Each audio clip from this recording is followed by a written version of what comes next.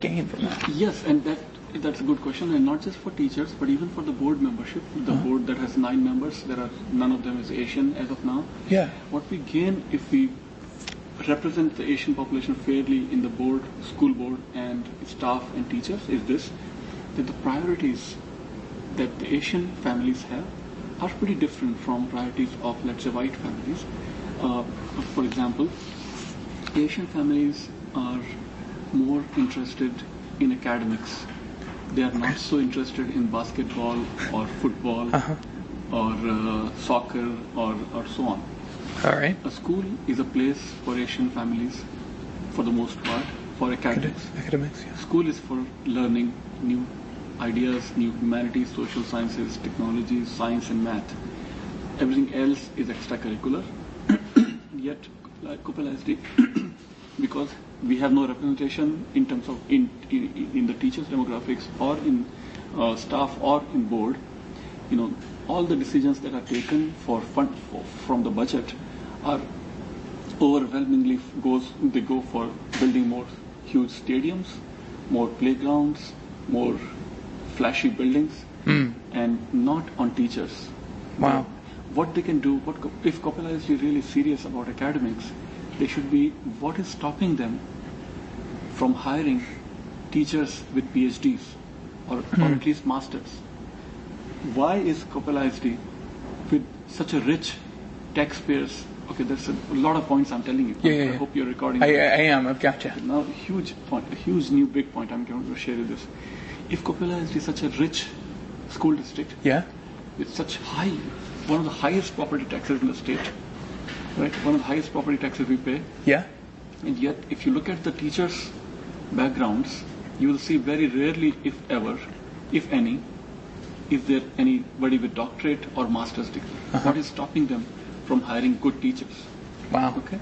Yeah. Now, not only that, but the existing teachers that they have, that they are using to teach the courses, many of the teachers, especially in high school, sports coaches are teaching AP subjects, AP physics and AP chemistry. Okay. Wait. Okay. So sports. Yes.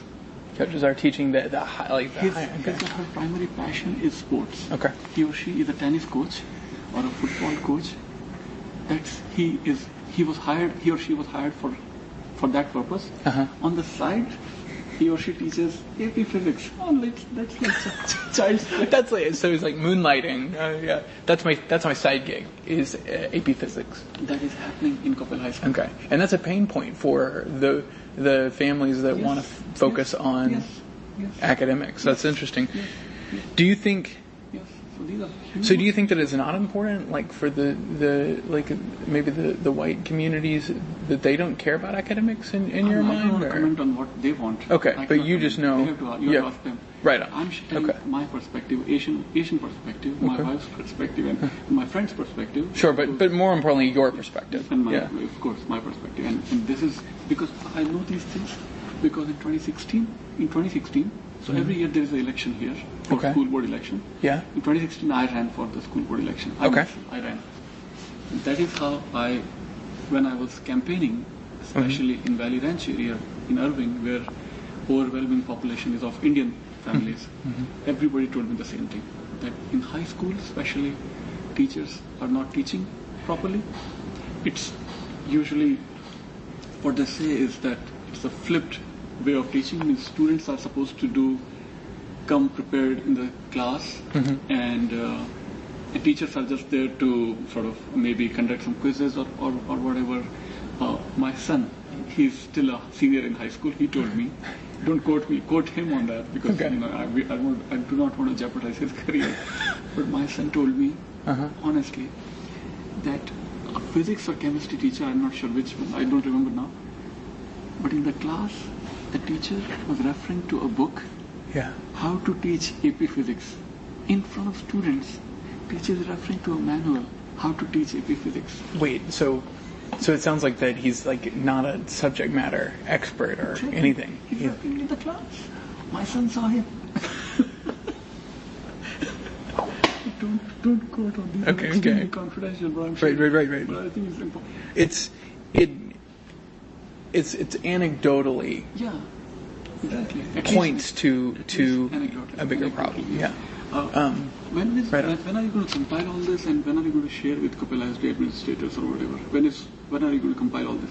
We're in the spring. We're compiling. Okay. So February, March, and then April is when we're sharing out. Okay. I believe. So make sure you really Okay. anonymize everything, and hopefully by that time my son will be out of the high school. But I do have one more younger son. He's still in 5th grade, so he will be coming to 6th. Okay. Trust me. Well, yeah. But okay. Yeah. That makes a lot of sense. Okay. So I have 2 words, yeah. Let's see. So we're talking about property tax higher, and so there is a lot of tax being paid, Oh, yeah. but it's going to kind of Stadiums, Okay. flashy buildings, other big point. Okay. It just makes me crazy. Okay. In elementary school level,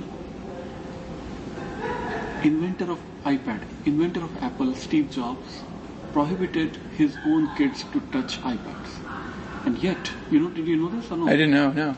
Man, Man, I can send you. Okay. Anything I'm sharing, I'm telling you, I have data and statistics to back it up. I'm not making anything. If you have any question, I will send you more information. Perfect. Whatever I'm claiming. Perfect. So Steve Jobs prohibited his own kids to touch iPads, and yet Kapila SD pushes iPads to elementary school kids. Okay. The kids who should be kept away from these addictive devices are being given to such a young age. Wow. Well, at least, Okay. if you want to ruin them, start ruining them from high school. Yeah. Why should you give iPads at elementary level when they already are so much distraction is already going on? They should be focusing on learning skills to do math and science and humanities or whatever by hand or by mind, not by iPad. So as a mind activity, you're more hands-on and less screen-based. Yes. Okay. iPads are not helpful in learning. iPads or any technology, they are not helpful, especially at elementary level. Where are you seeing kind of that information that makes you believe that that's true? I can send you. Just Google for it. Okay.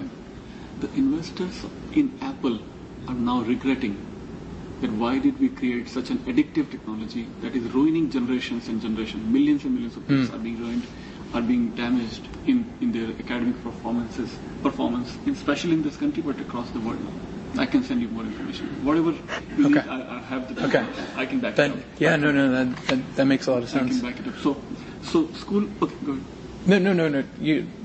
I don't want to get you off your track here. So this is another sort of. I think many things are not limited to Asian parents. I think even anybody with any serious parent would object a school board pushing iPads at such a young age. So that's not limited to Asian families in my understanding.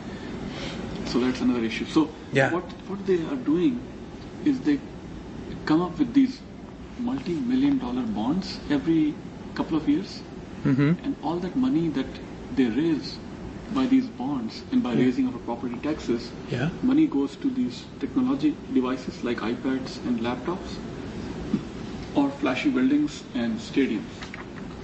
Where the money that's where the money goes. Money should really go for hiring great teachers, quality teachers. I'm sure as a PhD, and as you also probably as a bachelor's and humanities and social science person, right? Your major was again what? It was in undergrad research specific to marketing research. Yes. But I think we can all, I guess agree. Bachelor of Arts, Bachelor of Arts and research, yeah. So we can, I think, agree that there must be dozens and dozens, hundreds of humanities and social sciences, PhDs and masters, waiting for a job. Humanities and social sciences do not have enough jobs. The majority of, if Kapila is really serious about attracting quality teachers, it would be attracting masters and PhDs in humanities and social sciences to come and teach here. Why are they not doing it? Why the money that we pay to school board goes to buildings and laptops and iPads and stadiums? Yeah, so the opportunity is a human investment rather than capital investment in buildings and in technology. Yes, exactly. When we invest in teaching, what's the impact of that?